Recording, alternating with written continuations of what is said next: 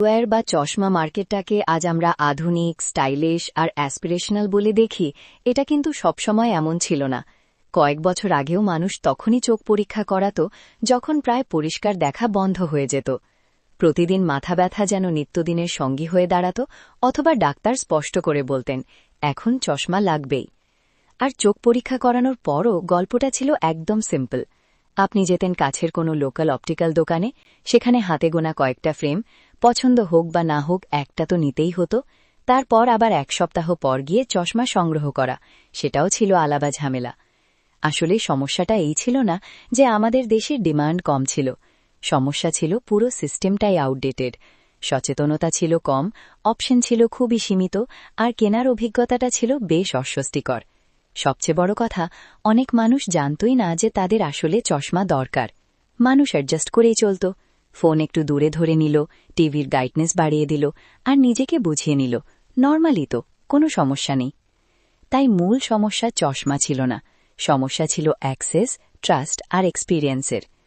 এখন এমন একটা মার্কেটে সাধারণত কোম্পানিগুলো কী করে? ফ্রেম বিক্রি করে, ডিসকাউন্ট দেয়, আর প্রতিযোগিতায় নেমে পড়ে।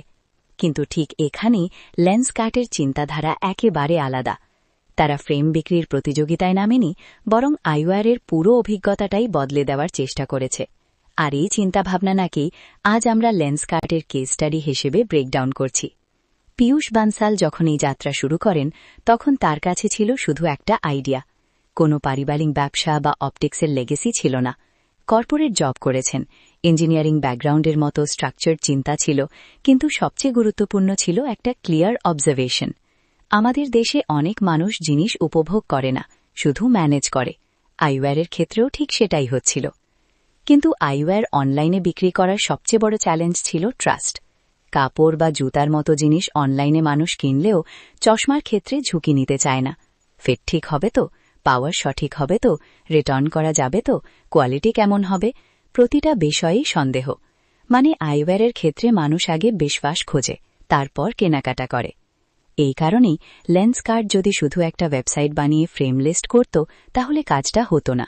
তাই লেন্সকার্ট সিদ্ধান্ত নেয়, আমরা শুধু ফ্রেম বিক্রি করব না, আমরা পুরো সমস্যার সমাধান করব।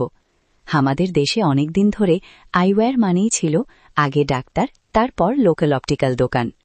বন্ধুরা, অভ্যেস বদলানো এত সহজ না। আর সত্যি কথা বলতে, শুধু বিজ্ঞাপন দেখিয়েও অভ্যেস বদলায় না। অভ্যেস তখনই বদলায় যখন বাস্তব অভিজ্ঞতাটা বদলে যায়।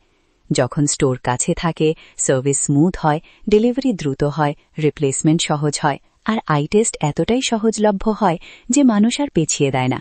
এই কারণে লেন্সকার্টের গ্রোথ কোনো মার্কেটিং স্টোরি না, এটা এক্সিকিউশনের স্টোরি। আর এক্সিকিউশনের শুরুটা হয় স্পিড দিয়ে। আচ্ছা বলুন তো, আজকের কাস্টমারের অভ্যাস কি হয়ে গেছে? অ্যামাজন থেকে অর্ডার করলে নেক্সট ডে ডেলিভারি, খাবার অর্ডার করলে 30-40 মিনিটসের মধ্যেই দরজায়। কিন্তু আইওয়ারের ক্ষেত্রে আগে মিনিমাম 3-4 দিন তো লাগেই, কখনো কখনো 1 সপ্তাহও লেগে যেত। অথচ লেন্সকার্ট আইওয়ারকেও ফাস্ট করে দিয়েছে, 1 ডে ডেলিভারির মাধ্যমে। এমনকি রিমোট শহর বা ছোট টাউনগুলোতেও ম্যাক্সিমাম 2-3 দিনের মধ্যেই ডেলিভারি হয়ে যায়। এরপর দ্বিতীয় বড় শিফটটা এসেছে চয়েসের জায়গায়। লোকাল দোকানে সাধারণত 20-30টা ফ্রেম ট্রাই করে মোটামুটি ঠিক বলে একটা বেছে নিতে হয়। কিন্তু অনলাইনে আছে শত শত অপশন। আপনি চাইলে ফেস শেপ অনুযায়ী, স্টাইল অনুযায়ী বা বাজেট অনুযায়ী ফিল্টার দিয়ে জেনুইনলি নিজের পছন্দের ফ্রেম বেছে নিতে পারেন। এখান থেকেই ধীরে ধীরে মানুষের মাইন্ডসেট বদলাতে শুরু করে। চশমা আর শুধু মেডিকেল নিড থাকে না, বরং লাইফস্টাইল অ্যাক্সেসরিতে পরিণত হয়। এখন জুতা আলাদা, ঘড়ি আলাদা, পারফিউম আলাদা, তাহলে ফ্রেম কেন আলাদা হবে না? আর যখন আইওয়ার লাইফস্টাইলে ঢুকে যায়, তখন মার্কেট স্বাভাবিকভাবেই এক্সপ্যান্ড করে। মানুষ একটা ফ্রেমেই থেমে থাকে না। অফিস লোক, ক্যাজুয়াল লোক, পার্টি লোক, প্রতিটা উপলক্ষের জন্য আলাদা আলাদা চশমা। এর ওপর যখন ভার্চুয়াল ট্রাই-অনের মতো ফিচার আসে, তখন ডিসিশন নেওয়া আরও সহজ হয়ে যায়। মানুষ এখন আগেই দেখতে পারে ফ্রেমটা মুখে কেমন লাগবে। আর যত লাইফস্টাইল অ্যাডপশন বাড়তে থাকে, ততই প্রিমিয়াম সেগমেন্টের জন্য জায়গা তৈরি হয়। জন জ্যাকবস, ওনডেজ, মেলার, মানে আরও ভালো ফিনিশ, ভালো ম্যাটেরিয়াল আর উন্নত লেন্স টেকনোলজি। ফলে কাস্টমার একই ইকোসিস্টেমের ভেতর বেসিক থেকে প্রিমিয়ামে আপগ্রেড করতে পারে। এখন বন্ধুরা, একটা গুরুত্বপূর্ণ প্রশ্ন আসে। গল্পটা ভালো শোনাচ্ছে ঠিকই, কিন্তু প্রুফ কোথায়? প্রুফ হল নাম্বারসে। ফাইন্যান্সিয়াল ইয়ার 2026-এর প্রথম 6 মাসে লেন্সকার্টের 10.7 মিলিয়ন আই টেস্ট হয়েছে, যার মধ্যে প্রায় 46% ছিল ফার্স্ট টাইম ইউজার। আর এটা শুধু সেলসের ম্যাট্রিক্স না, এটা একটা পরিষ্কার বিহেভিয়ার চেঞ্জের সিগন্যাল। কারণ যখন লাখ লাখ মানুষ প্রথমবার চোখ পরীক্ষা করাচ্ছে, তখন বোঝা যায় অভ্যাস সত্যিই বদলাচ্ছে। আইওয়্যার আর ভয়ের ক্যাটেগরি নেই, ধীরে ধীরে এটা নর্মাল রুটিনে পরিণত হচ্ছে। এবার যদি অফলাইন মডেলের কথা বলি, তাহলে আপনি নিশ্চয়ই খেয়াল করেছেন লেন্সকার্টের অনেক স্টোরি ডিমার্টের আশেপাশে থাকে। আর বন্ধুরা, এটা কোনো কাকতালীয় বিষয় না, এটা তাদের ফুটফল স্ট্র্যাটেজি। মানে high traffic location, casual walk in, আর কোনো ফোর্সড ইন্টেন্ট না। এমনিতেই আইওয়্যার পুরোপুরি অনলাইন ডিসিশন না, মানুষ চায় ট্রাই করতে, ফিল করতে, তারপর কনফার্ম করতে।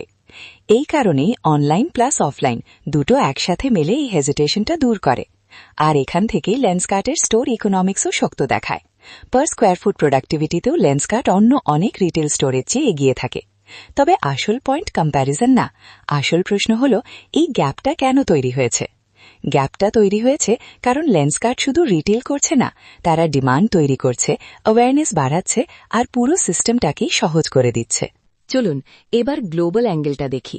দেশের ভেতরে সফল হওয়া এক কথা, কিন্তু ইন্টারন্যাশনাল মার্কেটে টিকে থাকা হলো আসল পরীক্ষা। কারণ সিঙ্গাপুর আর মধ্যপ্রাচ্যের মতো মার্কেটগুলোতে কোনো কম্প্রোমাইজের জায়গা নেই। সেখানে কোয়ালিটি, স্পিড, সার্ভিস সবকিছুতেই কনসিস্টেন্সি দরকার। আজ লেন্সকার্ট 14টিরও বেশি দেশে নিজেদের প্রেজেন্স তৈরি করেছে এবং বিশ্বজুড়ে প্রায় 2800+ ফিজিক্যাল স্টোর অপারেট করছে। আর বন্ধুরা, লেন্সকার্টের ইন্টারন্যাশনাল যাত্রাটা শুধু গ্রোথের জন্য না, এটা মূলত ভ্যালিডেশনের জন্য। কারণ ওইসব দেশের কাস্টমার আলাদা, এক্সপেকটেশনও আলাদা, তবুও লেন্সকার্টের এক্সিকিউশন কনসিস্টেন্ট থেকেছে। এবার যদি প্রফিটেবিলিটির দিকে তাকাই, ফাইন্যান্সিয়াল ইয়ার 2023-তে লস, 2024-এ প্রায় ব্রেক ইভেন, আর 2025-এ প্রফিট।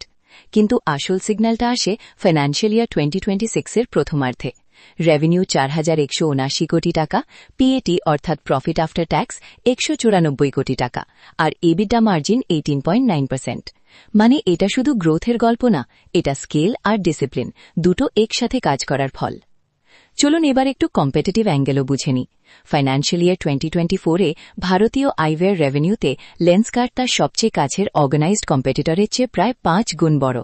আর এই পার্থক্যটা প্রোডাক্টের কারণে না, এক্সিকিউশনের কারণে। লেন্সকার্ট শুধু ক্যাটেগরিতে অংশ নিচ্ছে না, বরং পুরো ক্যাটেগরিটাকেই আপগ্রেড করছে। তাই লেসনটা সিম্পল না, বরং একদম ক্লিয়ার। অ্যাওয়ারনেস তৈরি করো, অ্যাক্সেস সহজ করো, আর এক্সপিরিয়েন্স স্মুথ করো। কারণ এক্সিকিউশন স্কেল নিয়ে আসে, স্কেল ট্রাস্ট তৈরি করে, আর ট্রাস্টই শেষ পর্যন্ত মার্কেট তৈরি করে। এই কারণেই লেন্সকার্ট শুধু একটা আইওয়্যার ব্র্যান্ড না, আইওয়্যার ক্যাটেগরিটাকে বুঝতে চাইলে এটা একটা স্ট্রং কেস স্টাডি।